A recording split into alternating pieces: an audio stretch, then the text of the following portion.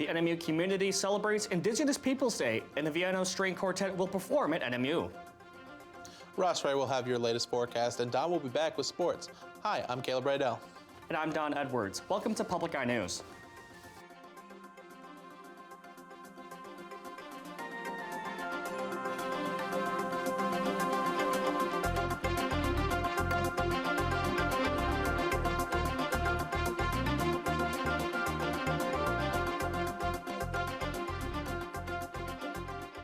Reports of sexual assault are on the rise in Northern Michigan University.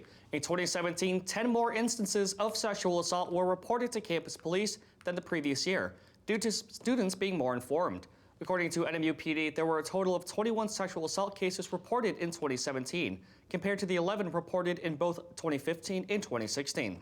Of the 21 cases reported last year, 13 were investigated and 2 were unsubstantiated. While some were celebrating Columbus Day on October 8th, students and Native people alike gathered inside Jamridge Hall to celebrate Indigenous Peoples Day.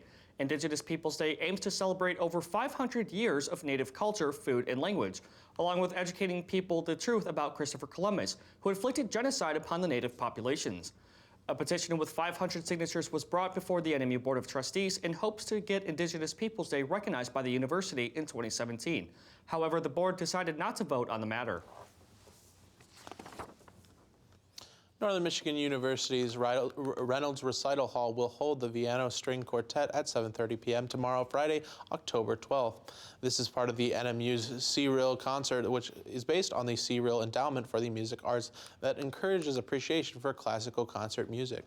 The ensemble, called the Viano String Quartet, was created at the Colburn Conservatory of Music in Los Angeles in 2015. The quartet has played alongside the likes of Emmanuel Ox, Paul Colletti, and Martin Beaver. The quartet is involved in the Play It Forward residency and outreach initiative for the Northern Washington State area school children. The name of the Viano comes from the instruments that each of the musicians play, all starting with the letter V. Admissions for the concert is free. Residents in Negaunee are looking down the barrel of paying more for their water in 2019. The Negaunee is in a dire need of upgrades to the area of the city's sewer infrastructure that will increase the residents' wastewater bills. The Negaunee City Council approved the 2019 fee schedule in a special meeting Thursday that includes a $3 per month capital and system improvement charge for the wastewater that is up from the current $2.80. The projects look like it could cost around $500,000, of which there is only $100,000 that the city already has in the sewer fund. This will cost the residents of Negaunee $36 more a year for the next 3 years. The Michigan Department of Licensing and Regulatory Affairs, known as LARA, has issued warnings cautioning potential investors of common traps and scams. Many of these scams relate to the real estate business, like hard money lending or property flipping. Hard money lending refers to the practice of achieving financing other than traditional bank means and helps investors see a greater return. Another common scam is called the Ponzi scheme, in which the scammer promises big returns from investments. In order to seem legitimate, the scammer then pays off initial investors with money taken from other investors. For a full list of scams and how to avoid them, visit LARA's website at michigan.gov/LARA. The Michigan Supreme Court is hearing arguments to see if people wrongly accused of defrauding unemployment can sue the state. Governor Rick Snyder's administration adopted an automated computer system that handled unemployment, which was a complete disaster. Thousands of citizens were wrongly accused of defrauding the unemployment system and had to pay sizable penalties before the administration acknowledged the errors. The main issue for the Supreme Court is to decide if the plaintiffs waited too long to sue. And after the break, we'll have your national and international news. Stay tuned. Hi, I'm Dr. Jennifer DeLynn, the host of Ask the Doctors. Please join me and many of my colleagues this season for Ask the Doctors. All year long, we will explore important medical topics, talk about new treatments, and most importantly, answer your questions with doctors live in our studio. So join us this Thursday for Ask the Doctors right here on Public TV 13. Ask the Doctors your health questions live tonight at 8 on Public TV 13.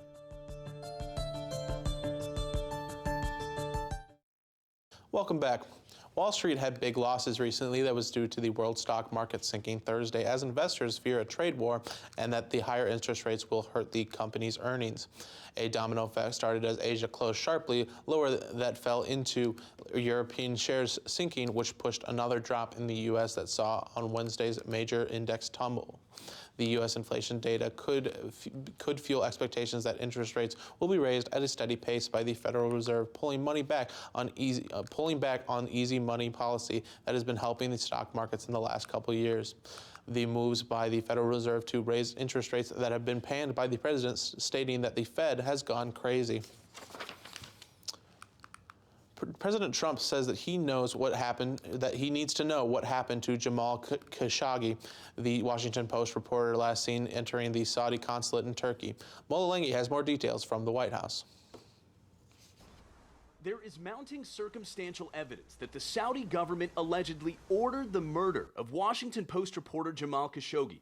The Washington Post is reporting U.S. intelligence may have intercepted Saudi officials talking about luring Khashoggi back to Saudi Arabia. The State Department says it had no advanced warning of Saudi Arabia's reported plans. Khashoggi was last seen entering the Saudi consulate in Turkey. Something like that should not happen, and we intend to get to the bottom of it. President Trump said the U.S. has investigators working with Turkey and Saudi Arabia to find the truth. What happened is a terrible thing, assuming that happened. I mean, maybe we'll be pleasantly surprised, but somehow I tend to doubt it, and we take it very seriously. A Turkish newspaper has published the names and faces of 15 Saudi men, described as an assassination team. CBS News cannot independently verify the information.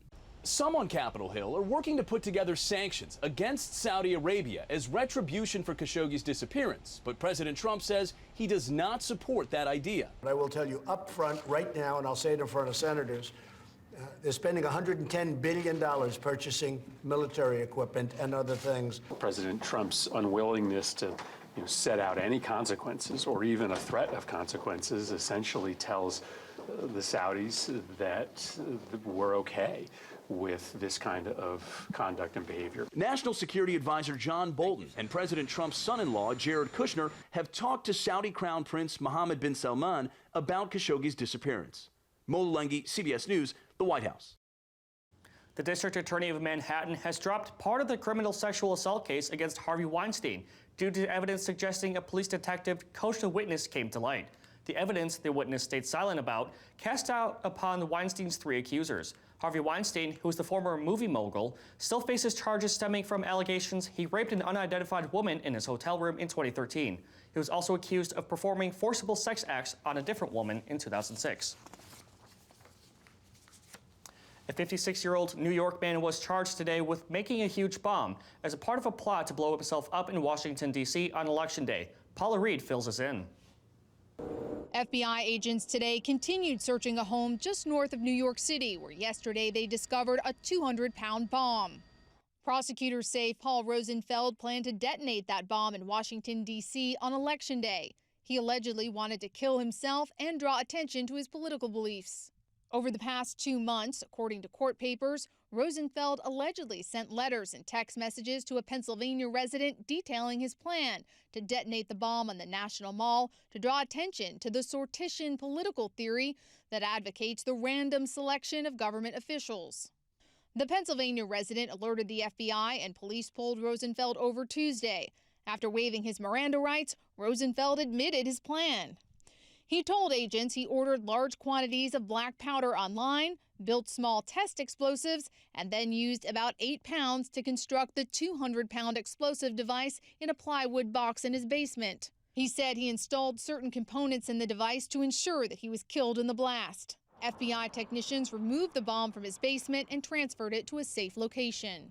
At a Senate hearing this morning, FBI Director Christopher Wray said his agents are investigating about 1,000 homegrown terror threats in all 50 states. Now, those cover the waterfront of the full range of extremist ideologies from right to left and everything in between. Rosenfeld made his initial appearance in federal court in New York earlier today. The FBI says it does not believe he's part of any larger terrorist organization. He faces up to 20 years if convicted. Paula Reed, CBS News, Washington. And after the break, we'll be back with your weather and sports. Stay tuned. All right.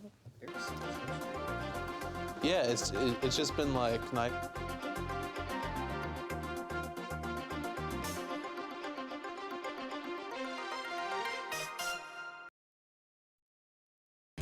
I've been around the world, but there's one place I keep coming back to.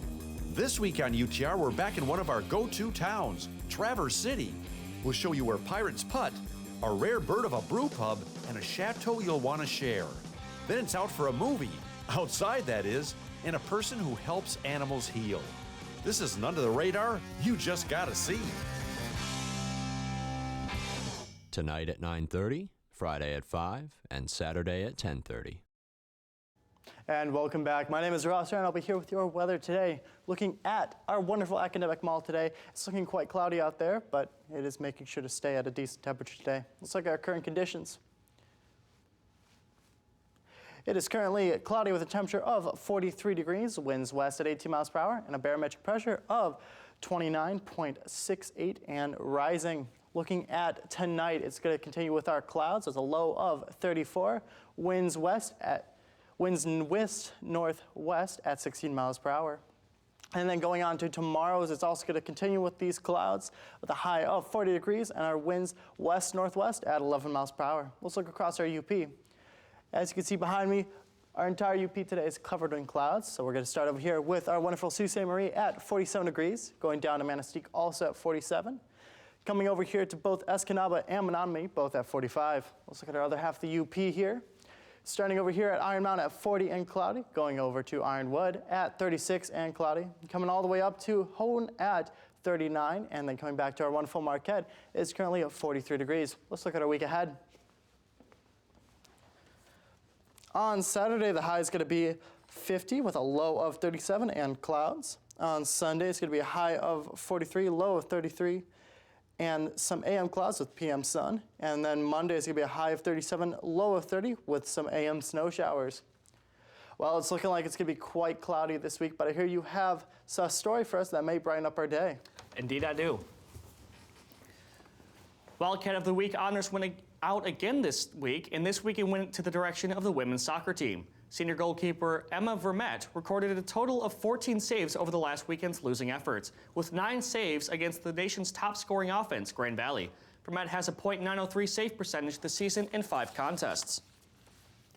And after a successful season last year, the NMU men's hockey team is looking to bounce back with similar results this year. The season kicks off again this week, Game 2 stretch against Weekends in Michigan State in East Lansing. The two schools are old rivals from the CCHA, and the Spartans have a 35-30-4 record against the Wildcats. Head coach Grant Petulny heads into the second year of his tenure with a 25-15-3 record last year, which is the best record for the Cats since the 2001-2002 season. The Wildcats made it to the WCHA Conference Finals last year, falling to Michigan Tech. And the Detroit Lions and the Farms Bureau Insurance awarded a prestigious award to a local coach on Tuesday. The Ishpeming Hematites head football coach Jeff Olson was awarded Michigan Head Football Coach High School of the Week after defeating West Iron County 14-0 to advance their season to 7-0. The Hematites have been ranked #1 overall in the small schools poll by the Upper Peninsula Sports Writers and Sportscasters Association. Olson has also, the Hematites led them to the 17 times in the playoffs in the past 20 years. Well, 17. A little bit of interesting things going on for the Hematites, I hear. And, I had a story about a Florida woman, and apparently she got on a plane with a squirrel as a support animal. That's very interesting. So that's going to be all the show that we have for you today on Public Eye News. Thanks for tuning in, and we will see you tomorrow.